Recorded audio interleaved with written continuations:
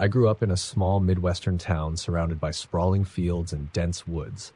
At its edge ran an old, nearly forgotten railway line. It was the kind of place where time seemed to linger, where every whisper of wind carried stories of the past. That railway was a staple of my childhood, both mysterious and forbidden. My parents warned me never to go near it, but being young and curious, I didn't always listen. One cold October night, I found myself walking along the railway tracks with a group of friends. It was a dare, something we did to prove our bravery. The air was thick with the kind of silence that made you second-guess your every step. We brought flashlights, but their beams seemed feeble against the oppressive darkness. The tracks stretched endlessly into the night, vanishing into shadows that seemed almost alive. We'd heard stories, of course.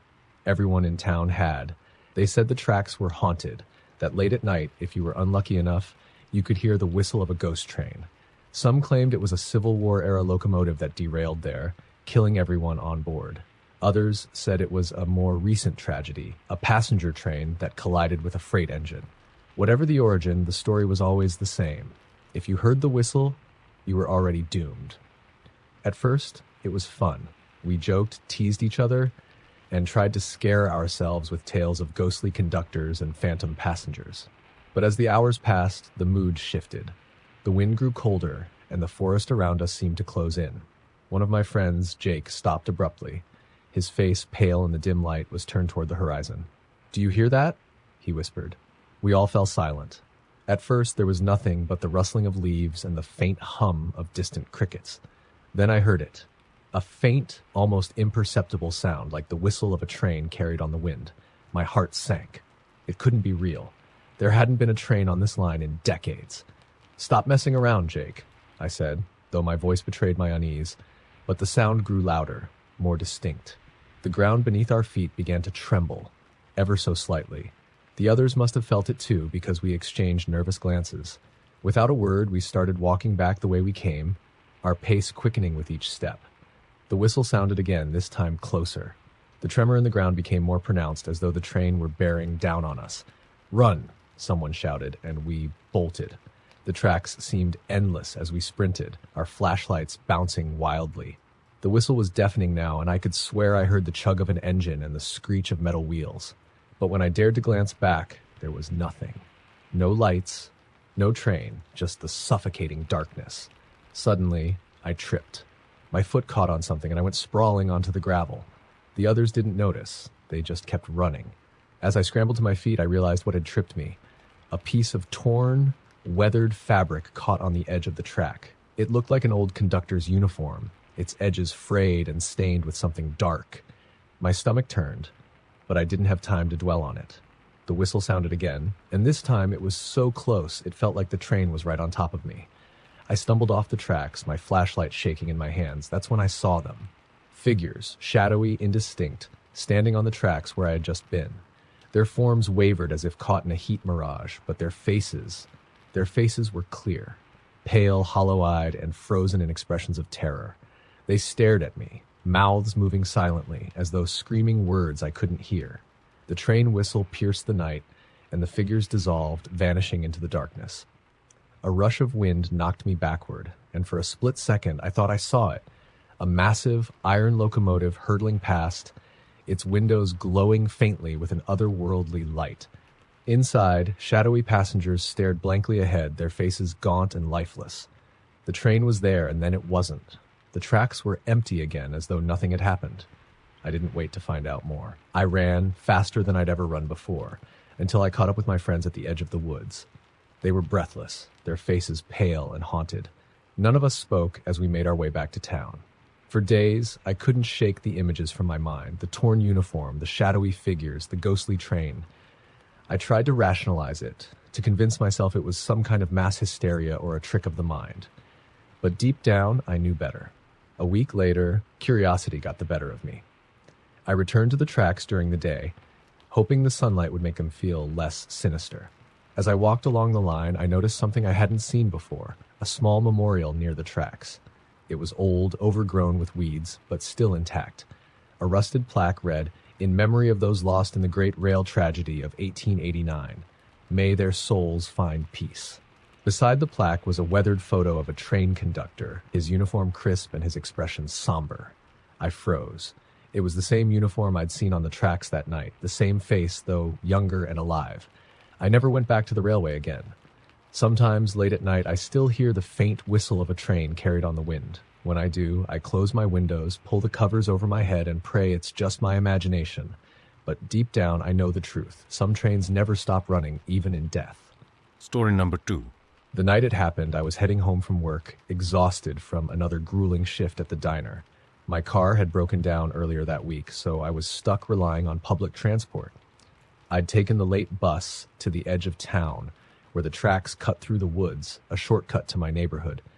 It was a path I'd taken dozens of times, though never at this hour. The air was thick and heavy, the kind that makes every breath feel like a chore. The faint glow of my phone flashlight did little to push back the darkness as I followed the narrow trail alongside the tracks. My footsteps echoed faintly against the metal rails, accompanied only by the occasional chirp of crickets and the rustling of leaves. About halfway home, I noticed something strange. A faint light in the distance, hovering just above the tracks. It was dim, like an old lantern, swaying slightly as if carried by an unseen hand. My first thought was that it might be a train worker or a hiker. But as I got closer, the light didn't grow brighter. It just hung there, pulsing softly like a heartbeat. I stopped, my breath hitching. The light flickered, and for a moment I thought I saw the outline of a figure, a shadowy silhouette with no discernible features. It wasn't moving, but I could feel its gaze on me, heavy and suffocating. I don't know why, but instead of running, I stepped closer. "Hello," I called out, my voice trembling. The light blinked out, plunging me into darkness. Panic clawed at my chest as I swung my phone's flashlight around, but there was nothing there. The woods were silent now. No crickets, no wind, just an oppressive stillness that made my skin crawl. I hurried forward, determined to get home as quickly as possible. But as I walked, the tracks beneath my feet began to feel strange. The gravel was colder than it should have been, almost icy, and the metal rails seemed to hum faintly, as though alive. Then I heard it, a faint, rhythmic clanking in the distance, growing louder with each step. It sounded like the wheels of a train. I stopped dead in my tracks and turned. There, far down the line, was a train. Its headlights were dim, barely cutting through the darkness, and its cars were cloaked in an eerie fog that seemed to follow it like a shroud. But something about it was off.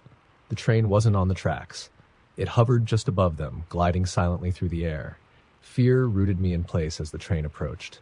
Its windows glowed faintly, and I could see figures inside, shadowy, indistinct forms pressed against the glass.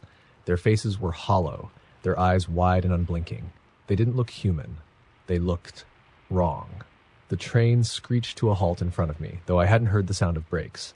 The doors slid open, revealing nothing but pitch-black darkness within. For a moment, I thought I saw movement, hands reaching out from the void, skeletal and clawed. A chill ran down my spine as a voice echoed from the train, low and guttural. Bored. The word wasn't a command. It was a demand, one that shook me to my core. Every instinct screamed at me to run, but my legs felt like they were encased in cement. I couldn't move, couldn't breathe, as the voice repeated itself. Bored. Suddenly, I felt a force pulling me toward the train. It wasn't physical, but it was powerful. An invisible grip that dragged me closer to the gaping black doorway. My phone slipped from my hand, clattering onto the tracks, its light extinguished.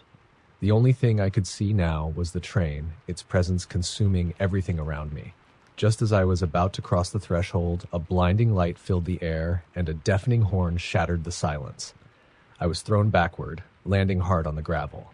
The ghostly train vanished, leaving behind nothing but a lingering chill and the faint smell of sulfur. Dazed, I looked up to see a real train hurtling toward me, its headlights glaring. I scrambled off the tracks just in time, collapsing on the ground as the locomotive roared past.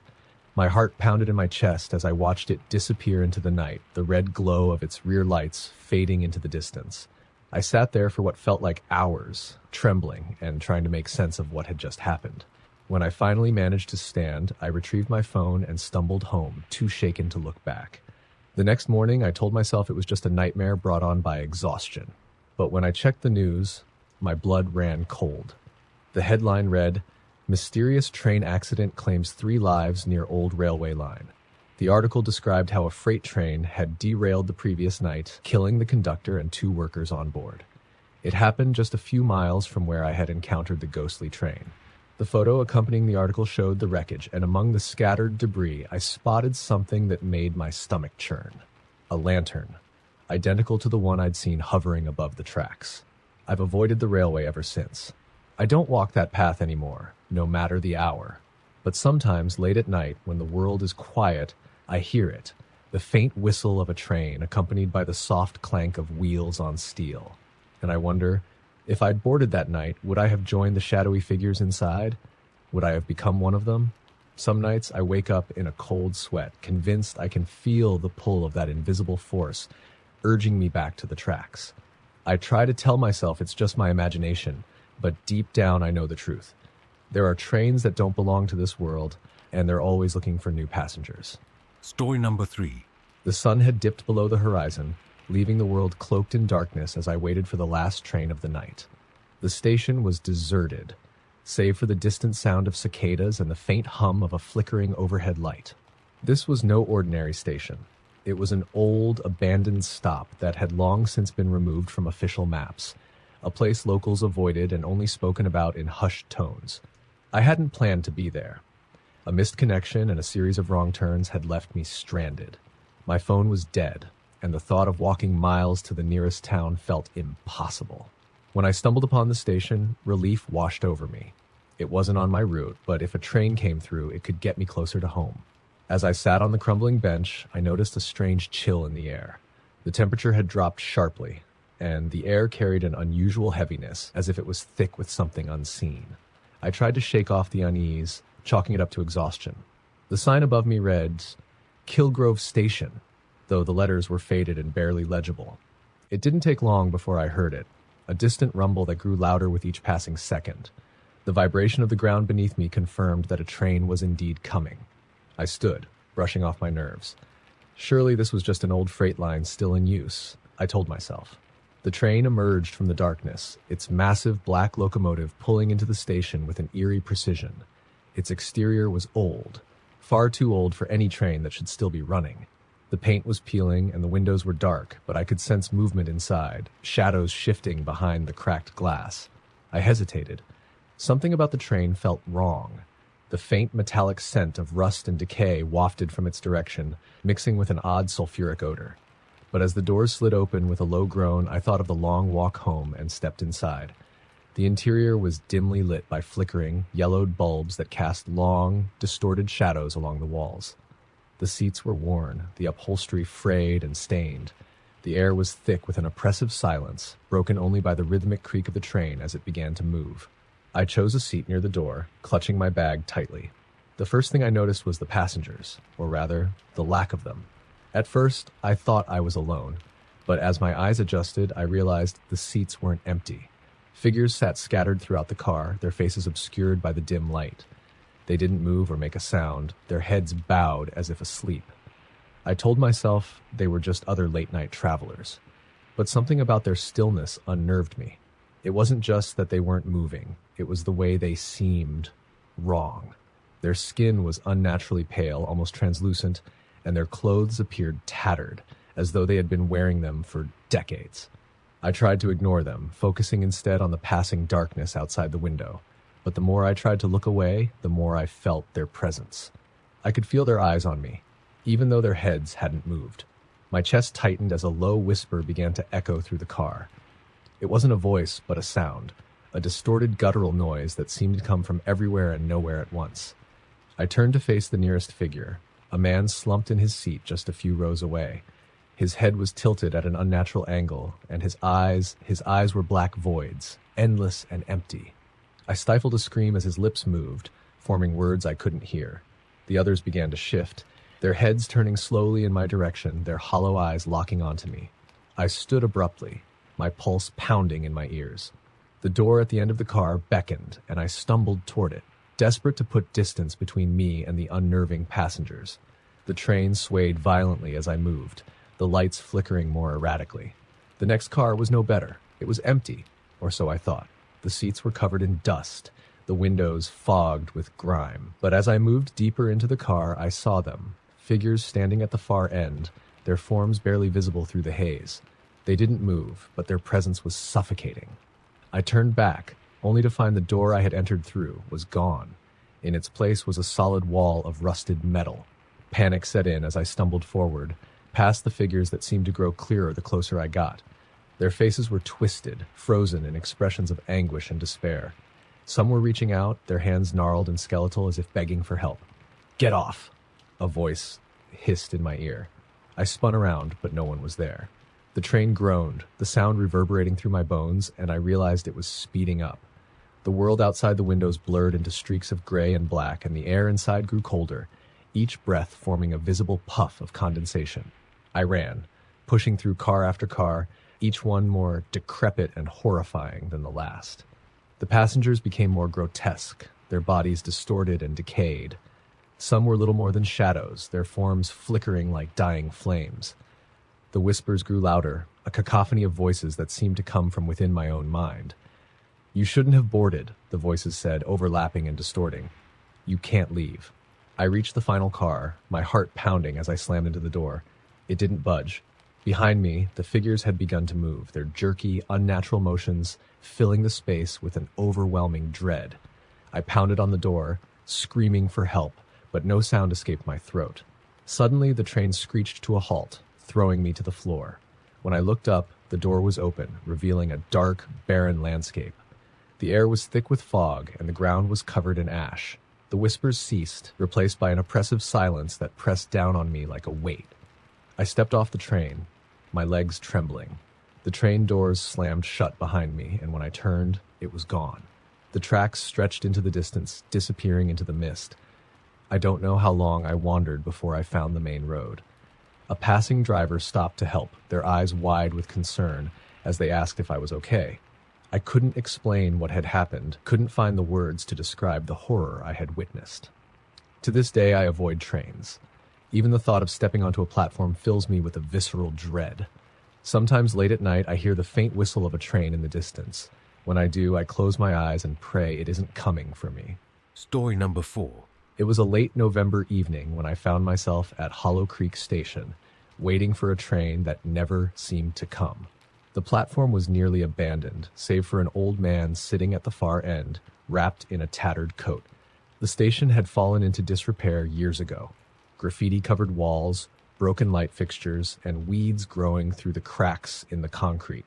I had no business being there, but a mix-up in schedules had brought me to this forgotten place. The wind was biting cold, and the only sound was the distant hoot of an owl. I glanced at my watch, 11:47 p.m. My phone had no signal, and the clock on the station wall had long since stopped working, its hands frozen in place. I pulled my coat tighter and looked down the tracks, hoping to see the faint glimmer of a train's headlights. Instead, I saw fog, thick, swirling tendrils of mist creeping along the tracks like living things. It wasn't unusual for the area, but something about the way it moved felt off. It seemed purposeful, as if it had a mind of its own. The old man at the end of the platform stirred, his gaze fixed on the fog. "You waiting for the midnight train?" he asked, his voice gravelly and low. I hesitated, caught off guard. "I guess so. The next one's supposed to head toward Brambleton, right?" He chuckled, though there was no humor in it. "You don't want to be on that train, son." I frowned. "What do you mean?" The old man leaned forward, his face barely visible under the shadow of his hat. "That train isn't meant for the living. It only comes through Hollow Creek once a year. Always on the last night of November. Those who board, well, they don't come back." I laughed nervously. "Okay, sure. Ghost train. Got it." I turned back toward the tracks, pretending to ignore him, but his words gnawed at the edges of my mind. Midnight came, and with it, a distant sound, a low, mournful whistle echoing through the night. My heart raced as the fog thickened, obscuring the tracks. The old man stood, his expression grim. "It's here," he muttered, stepping back from the edge of the platform. A train materialized out of the fog, its massive black engine gleaming under the weak light of the station lamps. It looked ancient, like something out of a history book, with wrought iron details and carriages that seemed impossibly ornate. The windows glowed faintly, though the interiors were shrouded in shadow. The train came to a halt with a screech of metal on metal, and the doors slid open with a hiss. I stared at it, unsure of what to do. The old man grabbed my arm, his grip surprisingly strong. "Don't get on," he hissed. Whatever you do, don't get on. Before I could respond, a voice called out from the train, "All aboard!" The sound was unnatural, too loud, too echoing, as though it came from everywhere at once. The old man backed away, his face pale. To my surprise, people began to appear from the shadows. Men, women, even children, their faces blank and emotionless, all moving toward the train. They walked stiffly, as though being guided by an invisible force. I watched in stunned silence as they stepped onto the train, one by one, disappearing into the dark interiors of the carriages. I took a step back, my instincts screaming at me to run. But as I turned, I saw her. A woman standing near the last carriage had her face partially obscured by the mist. She was dressed in a tattered white gown, her hair hanging in damp, stringy strands around her face. Her eyes met mine, and a cold shiver ran down my spine. They were hollow, empty pits of darkness that seemed to pull me in. "Come," she said, her voice soft but commanding. "The train is waiting." I shook my head, my body frozen with fear. "I'm not going anywhere." Her lips curved into a faint, unsettling smile. "Everyone has a ticket, even you." She raised her hand, and in it was a small slip of paper, a ticket with my name scrawled on it in ornate, looping script. I stumbled backward, my breath hitching. How could she know my name? The train whistle blew again, louder this time, and the doors began to close. The woman stepped aboard, her gaze never leaving mine. I don't know what compelled me, but I found myself moving forward, drawn by an invisible force. The old man shouted something, but his voice was drowned out by the roar of the engine. I stepped onto the train just as the doors slammed shut behind me. The interior was nothing like I'd expected. It was lavish, almost impossibly so, with velvet seats, polished wood panels, and golden chandeliers that cast a dim, flickering light. But the air was wrong. It smelled of decay and something metallic, like blood. The passengers were seated, their faces as blank as before. I moved through the carriages, searching for an exit, but the doors at either end were locked. As I passed the passengers, I realized they weren't just sitting, they were staring at me. Slowly, their heads turned, their hollow eyes following my every move. I tried not to panic, but my breathing grew shallow as I reached the last carriage. It was empty, save for a single figure seated at the far end, the woman in white. She looked up as I approached, her expression unreadable. "Where am I?" I demanded, my voice shaking. "What is this?" She tilted her head, her gaze piercing. "You've boarded the midnight train. There's no getting off now." I shook my head, backing away. "This isn't real. This can't be real." She stood, her movements graceful yet unnatural. "Reality is subjective. But rest assured, this journey will end. Eventually." The train began to move faster, the walls shaking as the world outside blurred into darkness. The chandeliers flickered and the air grew colder. The passengers began to whisper, their voices a cacophony of words I couldn't understand. The sound grew louder, more frantic, until I couldn't take it anymore. "Stop!" I screamed. "Let me off!" The woman smiled again, her teeth unnervingly sharp. "The only way off is through." With that, she dissolved into a cloud of mist, leaving me alone in the carriage. The train lurched violently, and I fell to the floor. The whispers stopped, replaced by a deafening silence. When I opened my eyes, I was back on the platform at Hollow Creek Station. The train was gone, the tracks empty and silent. The old man was nowhere to be seen. I checked my watch. 11:47 p.m. No time had passed. I stumbled away from the station, my mind racing. I don't know what happened that night, but I've never set foot near a train station since. And every year, on the last night of November, I stay far away from Hollow Creek. But sometimes, late at night, I hear it, the low, mournful whistle of the midnight train calling for another passenger. Story number 5. The night was unusually cold, the kind that seeps into your bones no matter how many layers you wear.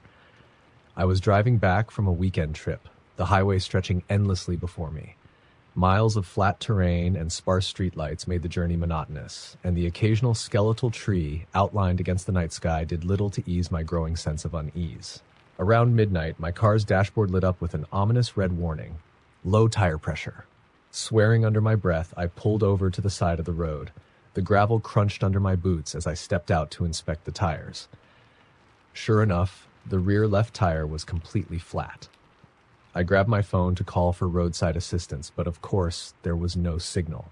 The highway was deserted, no cars in sight, and the faint howl of the wind was my only companion. As I rummaged through the trunk for the spare tire, I noticed something odd, a faint, rhythmic sound in the distance. It was almost imperceptible at first, like the soft clatter of steel on steel. Curious and slightly uneasy, I scanned the darkness beyond the road. In the far distance, I saw the faint outline of railroad tracks running parallel to the highway. The sound grew louder, and a dim light appeared on the horizon, steadily approaching along the tracks. It struck me as odd. The tracks were part of an old railway line, long abandoned, according to what I'd read about this route. Yet here it was, a train cutting through the darkness like a phantom. The light grew brighter, and soon the entire train came into view. It was an old steam locomotive, its black exterior gleaming under the moonlight, pulling carriages that looked straight out of the early 1900s. The train screeched to a halt about 50 yards from where I stood, its whistle piercing the stillness of the night. The air grew colder, and I felt a strange pressure in my chest, like the weight of unseen eyes pressing down on me. I should have stayed put, should have gotten back in my car and locked the doors. But something about the train drew me in, a pull I couldn't resist. Before I knew it, I was walking toward the tracks, each step heavier than the last. The train doors hissed open as I approached. A figure emerged, a tall man in a dark uniform, his cap pulled low over his face. His voice was calm, but carried an unnatural echo. "Need a lift?" he asked. I hesitated. "Where does this train go?" His head tilted slightly, as though amused. "Wherever you need to be." Against my better judgment, I nodded and climbed aboard. The interior of the train was far grander than I had expected. Plush red seats, polished brass fixtures, and ornate chandeliers casting a dim golden glow. It smelled faintly of smoke and something else, something metallic and sharp. The conductor tipped his hat and gestured toward an empty seat. As I sat, I realized I wasn't alone. Other passengers were scattered throughout the carriage, but something about them felt off. Their clothes were outdated, their faces pale and expressionless. They sat unnaturally still, staring straight ahead as though in a trance. I tried to convince myself they were just eccentric night travelers, but the unease gnawed at me. I turned to the window, hoping to distract myself with the passing landscape. Instead, I was met with complete darkness. No trees, no stars, no moon, just an endless void. The train began to move, the vibrations humming through the floorboards. The rhythmic clatter of the wheels on the tracks filled the air, but it was interspersed with something else. Whispers, low, disjointed murmurs that seemed to come from everywhere and nowhere at once. I turned back toward the passengers, and my blood ran cold. They were no longer staring straight ahead. Their heads had turned ever so slightly, and their empty, hollow eyes were fixed on me. "What is this place?" I whispered, my voice trembling. The conductor reappeared, his expression unreadable. "The Midnight Line," he said simply. "A special service for those at a crossroads." "I didn't ask for this," I said, my voice rising. "I just need to get back to my car." His lips curled into a faint, unsettling smile. "You're already on board. There's no turning back." The lights flickered, and the whispers grew louder, more frantic. Shadows danced along the walls, taking on grotesque shapes that twisted and writhed like living things. The air grew colder, and I could feel the presence of something unseen, something watching. Desperate, I stood and moved toward the nearest door, but the conductor stepped in front of me. "You can't leave yet," he said, his voice firmer now. "The journey isn't over." I pushed past him, my heart pounding. The door at the end of the carriage wouldn't budge. I turned to try another, but the passengers were now standing, their bodies unnaturally rigid. Their faces were grotesque, their features distorted as though they'd been stretched and torn. Their empty eyes followed my every move. I stumbled backward, my hands fumbling for anything to defend myself. The whispers grew deafening, merging into a single, guttural voice that spoke directly into my mind. "You belong to us now." The lights went out completely, plunging the carriage into darkness. I could feel them closing in, their presence suffocating. Panic consumed me as I banged on the walls, screaming for help. Then, just as suddenly as it began, it stopped. When I opened my eyes, I was back on the roadside, sitting next to my car. The tire was intact and my phone had full signal. The highway was as empty as before, the night eerily silent. I scrambled into the driver's seat and sped off, glancing nervously at the rearview mirror. In the distance, I saw it, the faint glow of a train disappearing into the darkness. I don't take road trips anymore, especially not at night. Sometimes, though, when the wind is just right, I hear it, the distant whistle of the midnight line, and I wonder, had I stayed on that train, what destination awaited me? Story number 6. The old train yard had been abandoned for decades, a sprawling expanse of rusted tracks and derelict cars overrun by weeds. It was a place steeped in local legend, a haven for ghost stories and whispered warnings. Some claimed to hear phantom whistles in the dead of night. Others swore they'd seen flickering lights moving between the gutted cars. But to me, it was just a shortcut, one I'd taken countless times without issue. That night, however, was different. I was running late, as usual. The chill in the air was sharp, the kind that prickled your skin and seemed to deepen the shadows. My flashlight's beam cut through the darkness, revealing little more than skeletal train cars and the glint of old rails. I hurried along the narrow path between the tracks, trying to ignore the uneasy feeling creeping up my spine. Halfway through the yard, I stopped. Something felt off, an unnatural stillness that silenced even the usual nocturnal sounds. No crickets, no wind, just an oppressive, heavy silence. I tightened my grip on the flashlight, sweeping the beam around me. Nothing. Just the same rusted hulks and tangled brush. I told myself I was being paranoid and pressed on, but I couldn't shake the feeling that I wasn't alone. The first sound was faint, almost imperceptible, a distant clatter of metal. I froze, my ears straining. It came again, louder this time, echoing through the yard. It sounded like footsteps, but not quite. More like something dragging itself across the rails. "Hello?" I called out, my voice wavering. It was a mistake. The sound stopped abruptly, and the silence returned, heavier than before.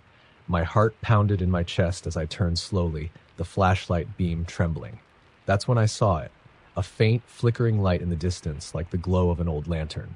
It bobbed slightly, moving between the train cars, growing closer with each second. "Hey!" I shouted, forcing a bravado I didn't feel. "This isn't funny. Who's there?" The light didn't answer. It just kept coming, swaying rhythmically. As it neared, I began to make out a figure, a tall, shadowy silhouette that seemed to glide rather than walk. It carried the lantern in one hand, its pale glow illuminating the skeletal framework of the surrounding trains. I should have run. Every instinct screamed at me to turn and bolt, but I couldn't move. My legs felt rooted to the spot as the figure drew closer. It stopped about 20 feet away, just beyond the reach of my flashlight. "Lost, are you?" The voice was deep, gravelly, and tinged with something that made my skin crawl. "I'm just passing through," I stammered, trying to keep my voice steady. "I don't want any trouble." The figure chuckled, a low, guttural sound that echoed unnaturally. "Trouble's already here." The lantern's light flared, and for a brief moment I saw the figure clearly. It was a man, or what had once been a man. His face was gaunt, the skin stretched tight over sharp cheekbones, and his eyes were sunken pits of darkness. His clothes were tattered, hanging off his skeletal frame, and his hands, they were wrong. Too long, the fingers tipped with jagged, blackened nails. "Don't be afraid," he rasped, stepping closer. "The train's coming." I stumbled backward, nearly tripping over the tracks. "There's no train," I managed to say. "This yard's been abandoned for years." His grin widened, revealing teeth that were sharp and yellowed. "Oh, it's coming. Just for you." Behind him, the faint sound of a whistle cut through the night. At first, I thought it was my imagination, but it grew louder, accompanied by the rhythmic clatter of wheels on tracks. The ground beneath me began to tremble. "No," I whispered. "That's not possible." The man raised his lantern, and the light intensified, bathing the yard in an eerie glow. From the darkness, a train emerged, its massive engine gleaming like polished obsidian. It moved slowly, almost deliberately, its windows glowing with a sickly yellow light. I turned to run, but the figure was suddenly in front of me, blocking my path. His hand shot out, gripping my wrist with an icy strength that made me gasp. "You've got a ticket," he said, pulling me closer, "and this train doesn't leave without its passengers." "I don't have a ticket," I shouted, struggling against his grip. "Let me go." He tilted his head, his black eyes narrowing. "Oh, but you do. You bought it the moment you stepped into this yard." The train screeched to a halt beside us, and the doors slid open with a hiss. Inside, the carriage was dimly lit, its interior filled with shadowy figures. They sat motionless, their heads tilted at unnatural angles, their faces obscured by the gloom. The man began to drag me toward the open door. I fought against him with everything I had, but his grip was unrelenting. The closer we got to the train, the colder the air became, each breath forming clouds of condensation. "No," I screamed, digging my heels into the gravel. "I'm not going with you." The figures inside the train began to move, their heads turning slowly to face me. Their eyes glowed faintly, a sickly yellow that matched the light spilling from the windows.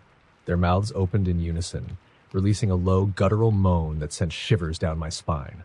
In a desperate burst of adrenaline, I swung the flashlight, striking the man's arm. He let out a guttural snarl, his grip loosening just enough for me to break free. I didn't look back. I ran, the sound of my pounding footsteps mingling with the whistle of the train and the haunting moans of its passengers. The light from the lantern flickered and dimmed, but I could still hear him calling after me. "You can't outrun it. The train always finds you." I didn't stop until I was clear of the yard, my lungs burning and my legs trembling. When I finally dared to look back, the yard was silent and empty. The train was gone. The man was gone. I staggered to my car, fumbling with the keys as my hands shook. Once inside, I locked the doors and sat there, trying to catch my breath.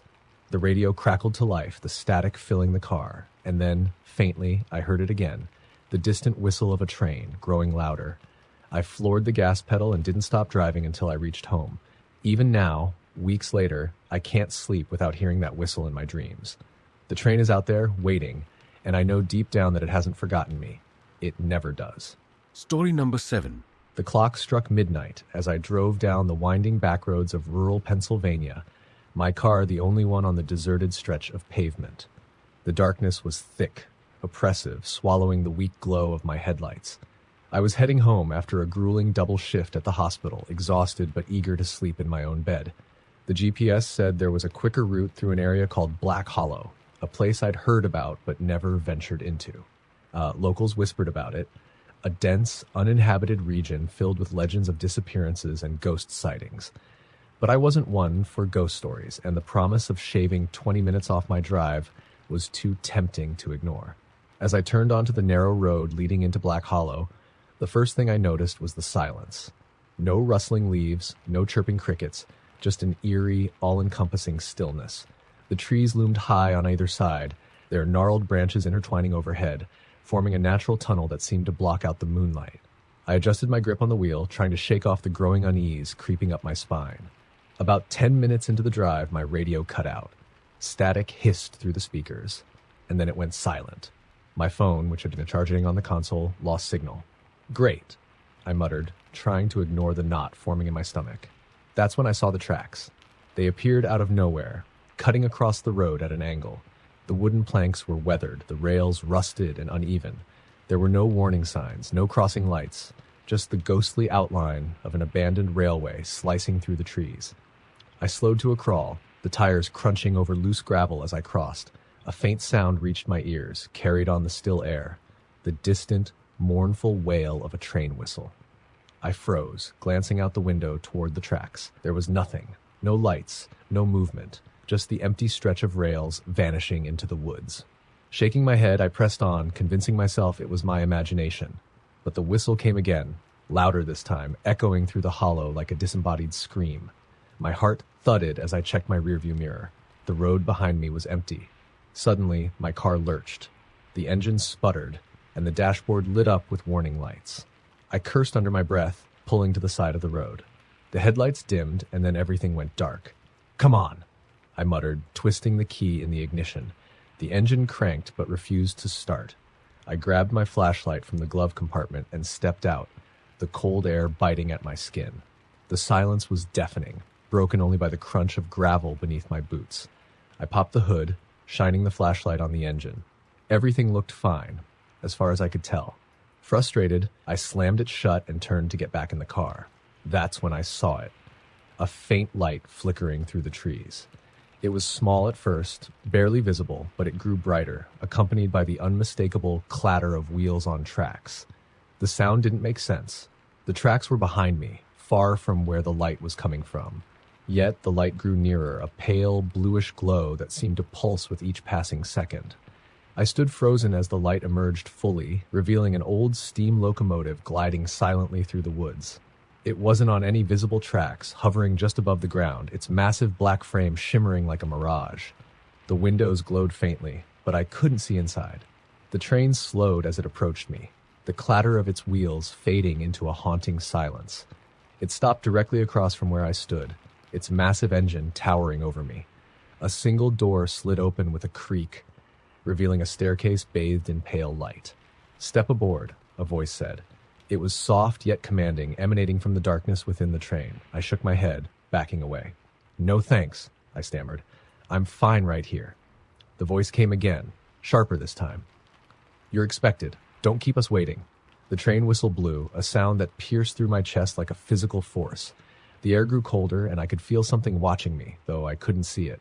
My legs moved involuntarily, carrying me toward the open door despite my mind screaming to stop. As I stepped inside, the door slammed shut behind me, and the train began to move. The interior was both opulent and unsettling, red velvet seats, ornate brass fixtures, and chandeliers swaying gently with the motion of the train. The air smelled faintly of smoke and something metallic. I wasn't alone. Passengers filled the seats, their faces pale and unnervingly still.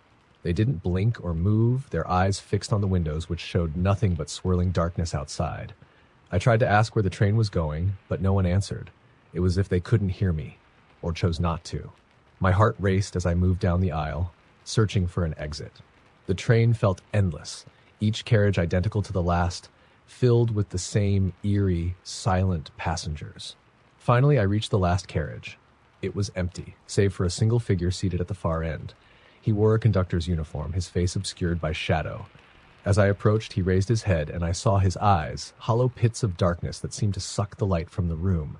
"Where am I?" I demanded, my voice trembling. "What is this?" He smiled, revealing sharp, yellowed teeth. "You've boarded the hollow line," he said. "A passage for those caught between." "Between what?" I asked, though I wasn't sure I wanted the answer. "Life and death," he replied, standing slowly. "Your journey was inevitable. You entered the hollow, you crossed the tracks. You're one of us now." "No," I shouted, backing away. "I didn't ask for this. Let me off!" The conductor tilted his head, studying me like a predator sizing up its prey. "There's no getting off," he said. "Not until the end." The train began to shake violently, the chandeliers swinging as the walls groaned and creaked. The passengers turned in unison, their faces distorted and grotesque, their eyes glowing faintly in the dim light. They opened their mouths, emitting a low, guttural moan that grew louder with each second. The darkness outside the windows thickened, pressing against the glass like a living thing. The conductor raised a hand, and the moaning ceased. "This is your stop," he said, his voice echoing unnaturally. The train screeched to a halt, and the door behind me slid open, revealing nothing but an abyss. The conductor gestured toward it, his hollow eyes locked on mine. I didn't move. My body was paralyzed with fear, my mind racing for an escape. Then, without warning, I felt myself being pulled toward the door, an unseen force dragging me closer to the edge. "No!" I screamed, clawing at the walls. "Please!" The last thing I saw before everything went black was the conductor's grin, wide and unnatural. When I woke up, I was lying on the roadside next to my car. The engine purred softly, the headlights illuminating the empty stretch of road. The tracks were gone. The hollow was gone. But sometimes late at night I hear it, the distant whistle of the hollow line calling for another passenger. And I know that one day it will come back for me. Story number 8. The town of Raven's Rest was small, the kind of place you could miss if you blinked while driving through. Nestled deep in the Appalachian Mountains, it had an eerie charm, a mix of old-world allure and a shadowy past that locals never liked to discuss. At the center of this quaint town was the Clock Tower Bridge, a massive iron structure built over a century ago. It loomed over the murky waters of the crooked river, casting long shadows that danced ominously under the moonlight. I moved to Raven's Rest for a fresh start, a place to escape the chaos of city life. The people were kind enough, but there was an unspoken rule: never cross the bridge after midnight. "Why not?" I asked Martha, my elderly neighbor, one crisp autumn evening. Her face darkened as she placed a gnarled hand on mine.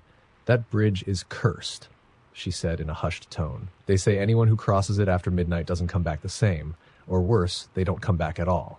I laughed it off, chalking it up to superstition. But her eyes, clouded with age yet piercing with intensity, told me she believed every word. Weeks passed, and life in Raven's Rest fell into a peaceful rhythm. The stories of the bridge lingered in my mind, but didn't trouble me until that fateful night. It was late, and I was returning from a dinner party on the other side of town.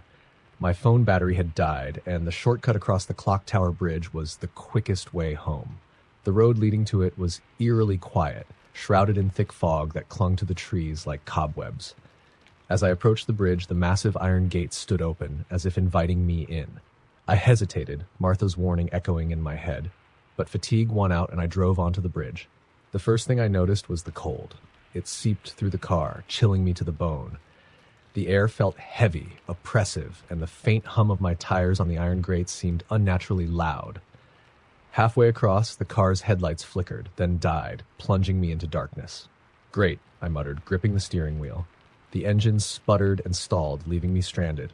I grabbed my flashlight from the glove compartment and stepped out, the beam cutting weakly through the thick fog. The silence was deafening. No crickets, no rustling leaves, just the sound of my own breathing and the distant rush of the river below.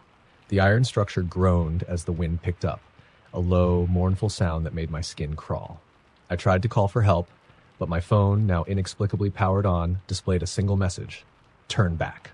A shiver ran down my spine as I stared at the screen. Before I could process it, the flashlight flickered and went out. I was plunged into darkness, the oppressive silence pressing against my ears. That's when I heard it, a faint tapping sound like metal on metal. It was rhythmic, deliberate, and it was coming closer. I spun around, heart racing, but saw nothing. The fog seemed to pulse, alive and shifting, swallowing the faint outlines of the bridge. "Hello?" I called, my voice trembling. The tapping stopped. For a moment, there was nothing but the sound of my ragged breathing.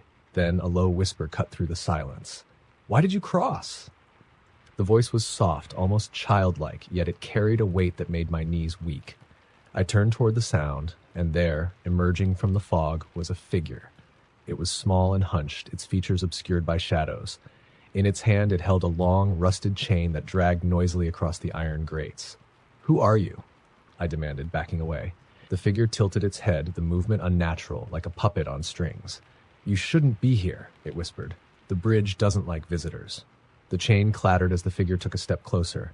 Panic surged through me, and I turned to run, but the bridge seemed to stretch endlessly in both directions, the fog thickening around me like a living thing. "You can't leave," the voice hissed, now closer. "Not until you pay the toll." "Toll? What toll?" I shouted, spinning to face the figure. But it was gone.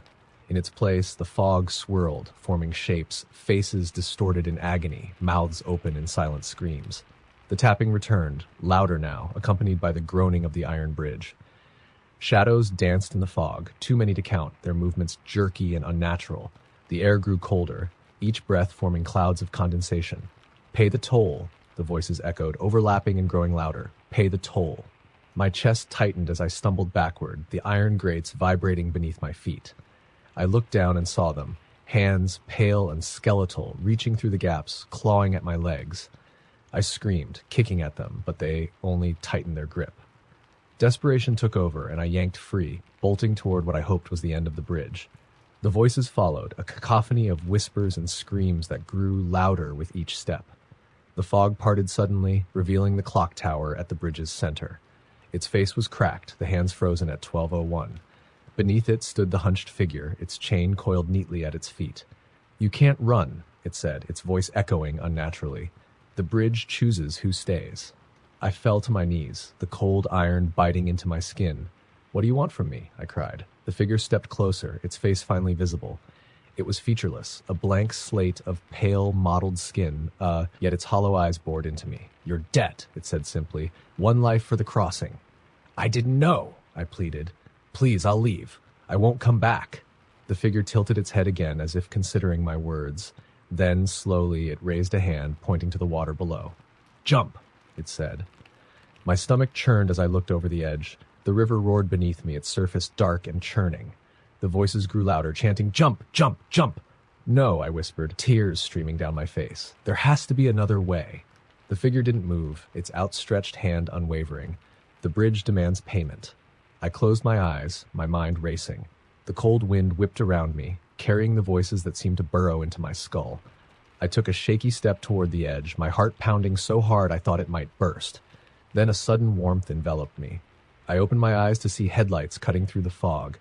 A car was approaching from the other side of the bridge, its horn blaring.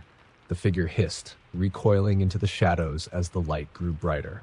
The car skidded to a halt beside me, and a man jumped out, shouting my name. It was one of my neighbors, his face pale with worry. "What the hell are you doing out here?" he demanded. I collapsed into his arms, sobbing incoherently. He helped me into the car, and we sped off, the bridge disappearing into the fog behind us. I never crossed the clock tower bridge again. To this day, I don't know how I escaped or why the bridge let me go. But sometimes late at night, I hear it, the faint tapping of a chain and the mournful groan of iron, and I know the bridge hasn't forgotten me. Story number 9. It was the kind of storm that made you believe the world was ending. Thunder rolling like cannon fire, lightning splintering the sky into jagged streaks, and rain hammering down so hard it felt like the heavens were angry. I was driving home from a weekend hiking trip in the Adirondacks, tired and desperate to get out of the relentless weather. My GPS had cut out earlier, so I was navigating old-fashioned style, using a crumpled paper map I'd found in the glove compartment. That's how I ended up on a road that didn't seem to exist.